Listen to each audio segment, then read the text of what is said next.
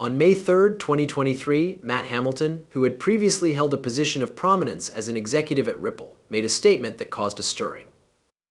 He disclosed the efforts that Ripple has been making to develop a dedicated XRP ledger that is optimized for digital currencies issued by central banks.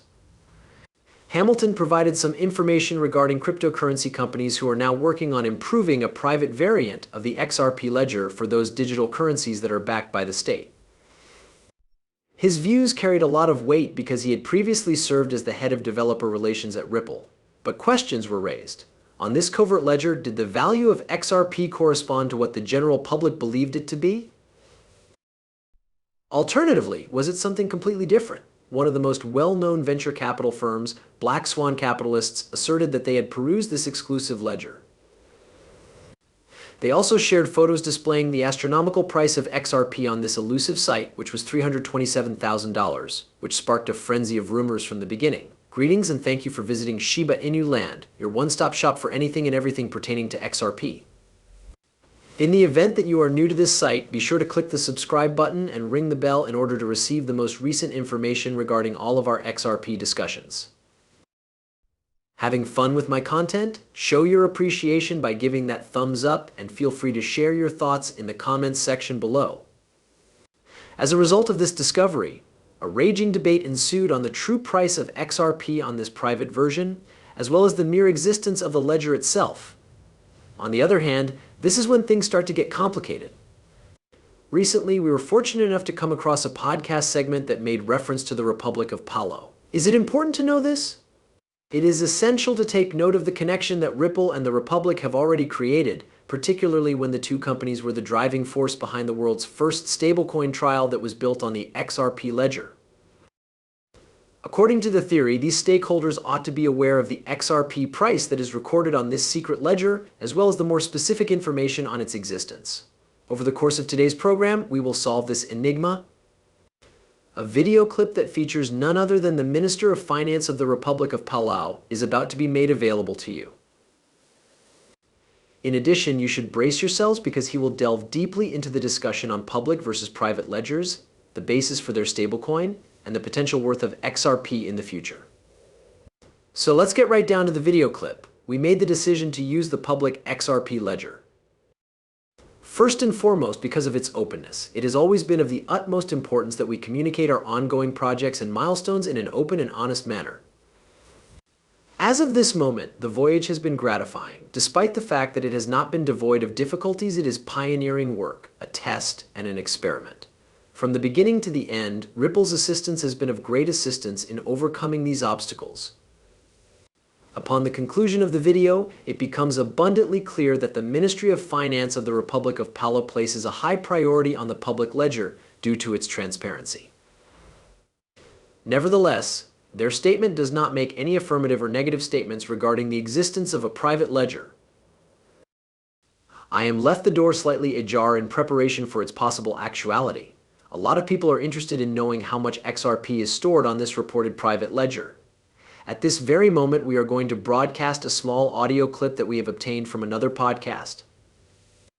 On this covert site, this will shine light on the speculative price of XRP, which is now being traded. The possibility of the public and private ledgers coming together is an idea that is gaining traction and is currently being discussed.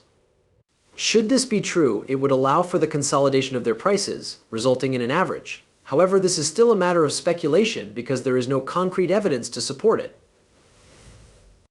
David Short, who is popularly known as Ripple's Chief Technology Officer, appeared during the course of these conversations. Let's investigate the price that is expected to be displayed on the private ledger for XRP. Although it is not a definitive statement, it does offer an insight into the possible price that the private ledger could assign to XRP. I have often emphasized this point, and I will do so once more. It is necessary to have a private ledger due to the sheer complexity of the situation. This is not something that was just conjured up out of thin air. This was something that I personally saw on a video that was uploaded to YouTube and broadcast live from Japan. In addition, the presence of a public ledger is demonstrated by the 5-minute video clip that was presented. What exactly is the real obstacle? The XRP private ledger and the public ledger both contain notes. How do they differentiate between the two? There is no possible way to emphasize how difficult this undertaking is. For all of these specifics, let us not lose sight of the main point I am trying to make.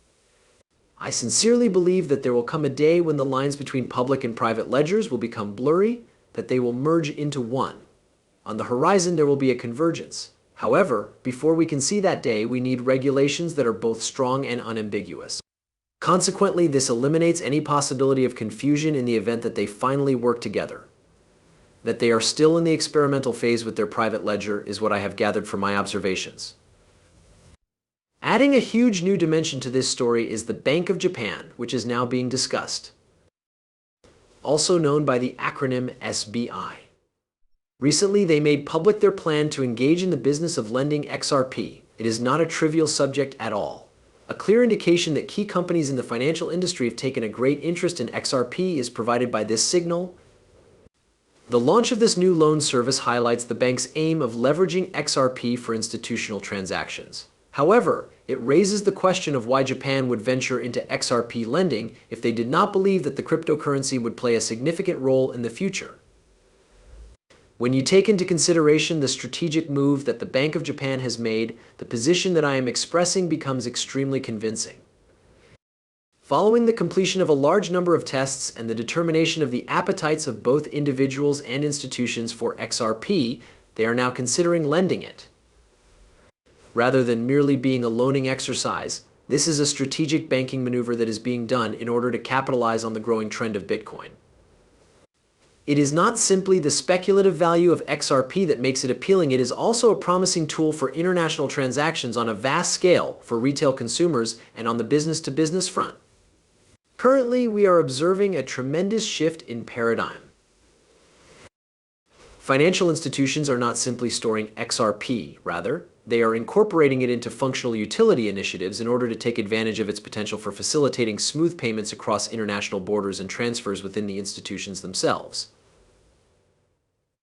Not only is this a one-off phenomenon that is unique to Japan, but banking giants all around the world are coming together. Consider, for instance, the cooperation that has been formally established between Ripple and MasterCard.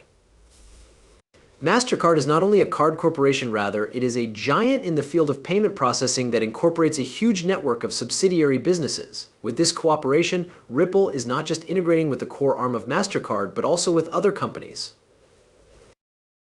Besides its several subsidiaries, such as Fluency, Consensus, Yisak, and Davrith, as well as a great number of other companies that are not even included here.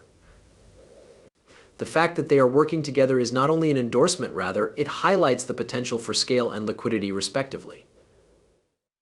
Their major discussion, which was not without foundation, suggested that MasterCard's work with Ripple had a single strategic purpose, which was to use Ripple as a primary payment conduit from the very beginning of their partnership. I want to make it perfectly obvious that what I am discussing here is guesswork and conjecture. I'm going to give you everything that's available to you. The news, information, and buzz that is now going around. Please keep in mind that my understanding of the possible reasons why MasterCard would have collaborated with XRP is just that, an interpretation, a theory. I request that everyone remember this. There is no doubt that they work together with Ripple, and it is common knowledge that the architecture of RippleMint is designed to take advantage of on-demand liquidity, which is principally driven by the XRP cryptocurrency and its ledger. Therefore, if they use RippleMint, they are essentially utilizing XRP. This is obvious from the previous sentence. And with that, in the